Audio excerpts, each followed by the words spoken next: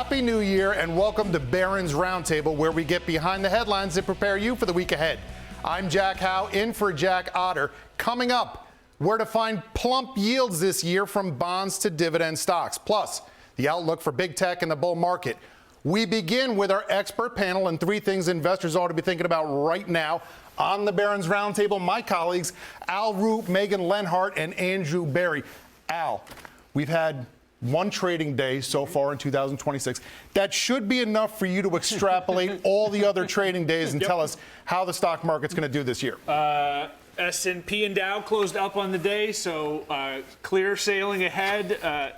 NASDAQ fell a little bit, so now we have to worry about that. Yeah, but we're coming off sort of a quiet week. 3 indexes down, but that was still double-digit gains for 2025.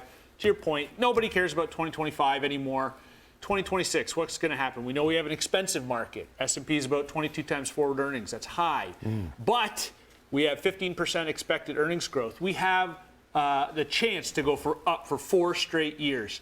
The market's done that a few times in the past 50, 60 years. There's about a 50% chance that a 3-year streak becomes a 4-year streak. What can you do with that statistical? You can't give me 51 or 49. You're giving me 50? Okay. What you can do with statistical analysis like that is basically just say, okay, we have a stretched market. It's going to take earnings growth. It's going to take some other things to keep this market going. At least you didn't tell me where I can stick this statistical analysis. Okay. I always like to ask you about Tesla when I see it. We saw car sales reported. I thought the numbers looked underwhelming. You could tell me what you think. Everyone says it's not about car sales anymore. It's about robo-taxis. It's about robots. Here's my question. How does a company that's not killing it in the business it's in command a $1.5 trillion stock market value based on the businesses it has yet to go into? How much of the bull case at this point is based on blind hope? A lot is based on blind hope, is the short answer. You're right to point out everything. This is the second consecutive year Tesla's auto sales have declined. It ended 2025 as the most expensive stock in the S&P 500, about 220 times this year's expected earnings. Estimates for this year's expected earnings have fallen about 50% over the past years, yet it's worth $1.6 trillion. Part of this is, we'll just call it the Elon effect. So you said, car sales are weak. Everybody has been sort of tuned to realize that Elon will miss his numbers, right? He wanted to have selling robots in 2025. That didn't happen. So now we look to 2026. He wanted to be covering 50% of the U.S. population with robotaxis by the end of 2025. It didn't happen, but don't worry, it'll happen eventually. So, if you want to be positive, Elon has delivered over, the 10 or 12 years that Tesla's been a publicly traded company. But it is a lot of blind faith, and we've been tuned to believe in Elon.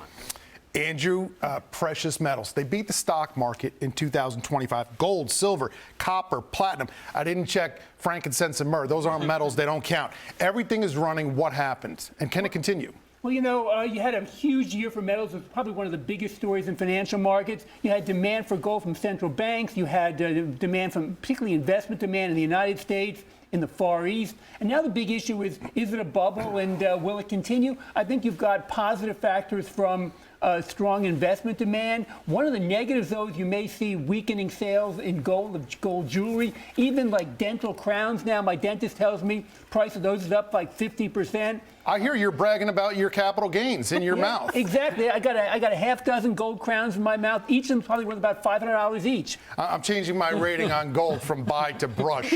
Which metal is your favorite for 2026? Well, I like platinum is interesting. It sells for about half the price of gold. It used to trade at a premium. You can play platinum via ETF PPLT, which is platinum, the metal. Sibanye-Stillwater is a platinum mining stock in gold. You've got a whole bunch of plays. GLD for gold, GDX for the mining stocks, Newmont Barrick for gold mining stocks, and silver. The miners aren't blowing tons of cash like they usually do when they're making good money. You think it's going to continue? There's actually more discipline now, and the valuations on Newmont and Barrick, the two leaders, are only about 12 times next year's earnings because earnings have exploded with the gold price. Okay, Megan, mortgage rates hit a fresh low.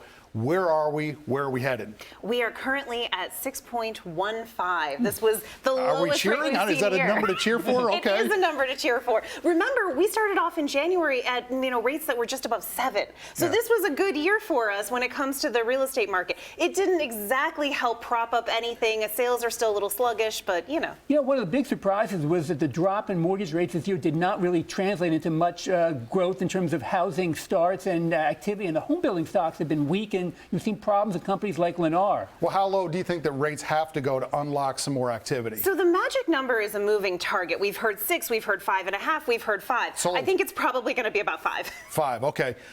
Jobs numbers next week. What do you expect? Jobs numbers are going to be interesting. It looks like the end of the year is going to be a bit stable. We're looking at about 65,000 jobs being gained in December. That would be a really good number for us to hit, especially given that we had a 64 in November.